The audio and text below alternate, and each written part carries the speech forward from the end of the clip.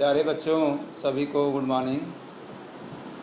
आज हम लोग class 9th geography lesson number 1 India size and location chapter का कुछ महत्वपूर्ण प्रश्न है जिस पर चर्चा करेंगे। आपको प्रश्न और उत्तर दोनों बताया जाएगा, क्योंकि ये पाठ ऐसा है कि यदि आप इसका अच्छे तरीके से तैयारी करते हैं तो आपकी प्रतियोगी परीक्षाओं के लिए भी यह बहुत ही महत्वपूर्ण होगा। सिर्फ वार्षिक और अर्धवार्षिक जो होम एग्ज़ाम होते हैं उसी के लिए नहीं, बल्कि आप कोई कॉम्पिटिटिव एग्ज़ाम देने जाते हैं तो उसमें भी इस चैप्टर में बहुत सारे प्रश्न छुपे हुए हैं जो कि आपको मिल जाएंगे। तो आइए हम लोग एक एक करके सारे जो प्रश्न हैं, महत्वपूर्ण प्रश्न हैं, उसका उत्तर भी देखते चलेंगे। तो सबसे पहला प्रश्न है कि भारत के भूभाग का क्षेत्रफल कितना है। बहुत ही आसान प्रश्न है। इसका उत्तर 32.8 लाख स्क्वायर किलोमीटर। दूसरा है, क्षेत्रफल की दृष्टि से भारत का विश्व में कौन सा स्थान है। उत्तर 7वां स्थान है। अगला प्रश्न, उन देशों के नाम लिखो जो क्षेत्रफल में भारत से बड़े हैं। तो आप नाम भी बताएंगे। रूस, कनाडा, अमेरिका, चीन, ब्राज़ील और ऑस्ट्रेलिया। ये कुल 6 देश हैं जो कि भारत से बड़े हैं। अगला प्रश्न है, भारत में कितने राज्य तथा केंद्र शासित क्षेत्र हैं। इसका उत्तर आपके किताब से है, इसलिए थोड़ा सा उत्तर जो है आउटडेटेड है। उत्तर है 29 स्टेट्स एंड 7 यूनियन टेरिटरी। लेकिन आज के समय में जम्मू कश्मीर राज्य को यूनियन टेरिटरी बना दिया गया है, इसलिए राज्यों की संख्या 1 घट जाएगी और दूसरी तरफ केंद्र शासित प्रदेशों की संख्या 1 बढ़ जाएगी।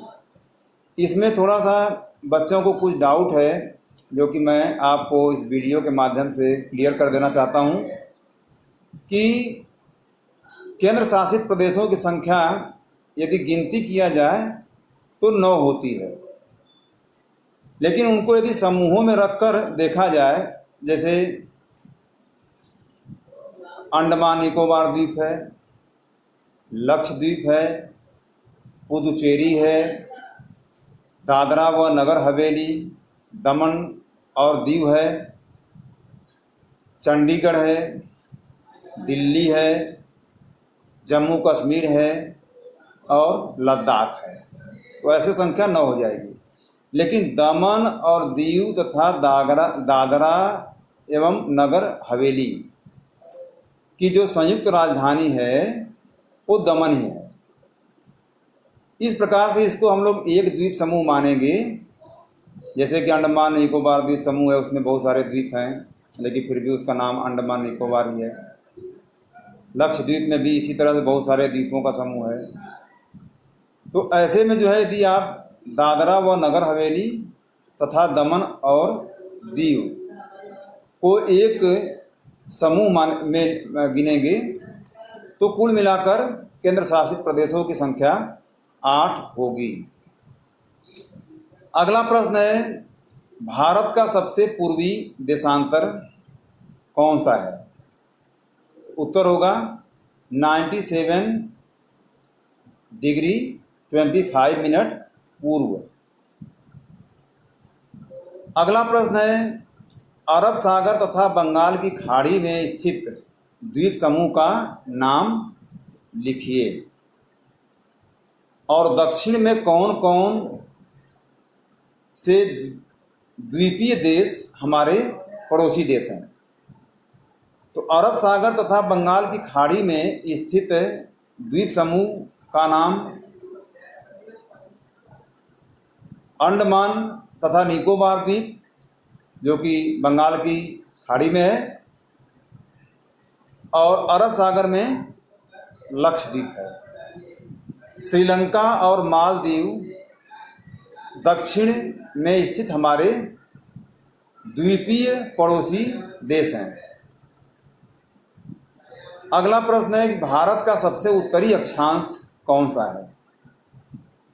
तो उत्तर होगा 37 पॉइंट यानी 37 डिग्री 6 मिनट। ये आपके देश का सबसे उत्तरी अक्षांश होगा। जहाँ पर कि आपके देश का सबसे उत्तरी बिंदु भी स्थित है, वह भी एक प्रश्न है जिसका उत्तर मैंने आपको बताया था। वो प्रश्न बनाकर और उसका आप उत्तर स्वयं लिखेंगे। फिर दक्षिणी बिंदु कौन सा है, पूर्वी बिंदु कौन सा है और पश्चिमी बिंदु कौन सा है। अगला प्रश्न है, भारत के उत्तर पश्चिम, उत्तर तथा उत्तर पूर्वी सीमा पर कौन सा पर्वत स्थित है? तो न्यू फोल्डेड माउंटेन हिमालय, जिसको महान हिमालय कहते हैं, वो नवीन बलित पर्वत है जो कि स्थित है। अगला प्रश्न है कि 1869 में स्वेज नहर खुल जाने के बाद भारत और यूरोप के बीच की दूरी कितनी कम हो गई? तो इसका उत्तर जानने से पहले आप ये भी जान लीजिए कि जो स्वेज नहर है वो लाल सागर को भूमध्य सागर से जोड़ती है, और जो दूरी कम होती है वो 7000 किलोमीटर की दूरी कम होती है। अगला प्रश्न है, भारत और श्रीलंका को अलग करने वाली जल संधि कौन सी है? तो उत्तर होगा पाक जल संधि। मन्नार की खाड़ी कहाँ स्थित है? वो भी भारत और श्रीलंका के बीच में ही स्थित है। ये जानकारी के लिए था। भारत की सबसे लंबी तटरेखा वाला राज्य कौन सा है? उत्तर होगा गुजरात। गुजरात राज्य की तटरेखा सबसे लंबी है। भारत कौन से गोलार्ध में स्थित है? बहुत ही आसान प्रश्न है। इसका उत्तर होगा उत्तरी गोलार्ध में। अगला प्रश्न है कि भारत का क्षेत्रफल विश्व के कुल भौगोलिक क्षेत्रफल का कितना प्रतिशत है? उत्तर होगा 2.4% प्रतिशत।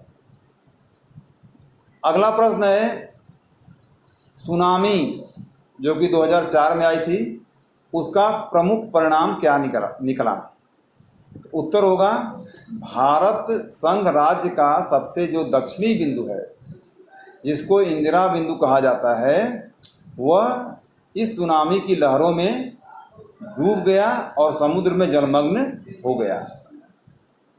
अगला प्रश्न है कि भारत की तटरेखा लगभग कितनी लंबी है? तो इसका एकदम एग्जैक्ट उत्तर तो होगा 7516.6 किलोमीटर। अब इसको आप 7516 या 17 किलोमीटर भी बता सकते हैं राउंड अप करके। अगला प्रश्न है कि गुजरात से अरुणाचल प्रदेश के स्थानीय समय में कितने घंटों का अंतर होता है? तो उत्तर होगा 2 घंटों का। आपको मैंने पढ़ाते समय बताया था। अब यहाँ पर ये भी बता दूं कि 2 घंटों का अंतर कैसे होता है। तो जो भारत का देशांतरी विस्तार है वो 30 डिग्री का है, और 1 डिग्री देशांतर पर 4 मिनट के समय का अंतर होता है। तो पूर्व में यदि सूर्योदय 6 बजे होगा, पूर्व में किबिथु चांगलांग जो आपको बताया गया था, वहाँ यदि 6 बजे होगा तो 30 डिग्री देशांतर पार करते करते सूर्य को 2 घंटा लग जाएगा, और वो पश्चिमी बिंदु सरक्रीक पर उसका उदय 8 बजे होगा। उत्तर आपको क्लियर हो गया होगा। अगला प्रश्न है, भारत के 2 अंतिम देशांतरों के बीच मापी गई दूरी क्या है? यानी कि पूर्व से पश्चिम भारत का विस्तार कुल कितने किलोमीटर का है? तो उत्तर होगा 2933 2933 किलोमीटर का विस्तार है। यानी इतना जो है भारत पूर्व से पश्चिम की ओर फैला हुआ है। अगला प्रश्न है कि भारत के दो अंतिम अक्षांश बिंदुओं के बीच किलोमीटर में मापी गई दूरी क्या है? यानी भारत का उत्तर दक्षिण विस्तार कितना है? तो इसका उत्तर होगा 3214 3214 किलोमीटर भारत का उत्तर से दक्षिण की ओर विस्तार है। अगला और अंतिम प्रश्न है कि सन 1947 से पहले भारत में कौन से दो प्रकार के राज्य थे? तो एक होगा प्रांत और दूसरा होगा रियासत। तो प्रांत और रियासत भारत में दो प्रकार के क्षेत्र थे जो कि 1947 यानी आज़ादी से पहले अंग्रेज़ों के समय में भारत में हुआ करते थे। तो इन प्रश्नों को आपने ध्यान से सुना होगा और इसको आपको अपनी नोटबुक में भी लिखना है।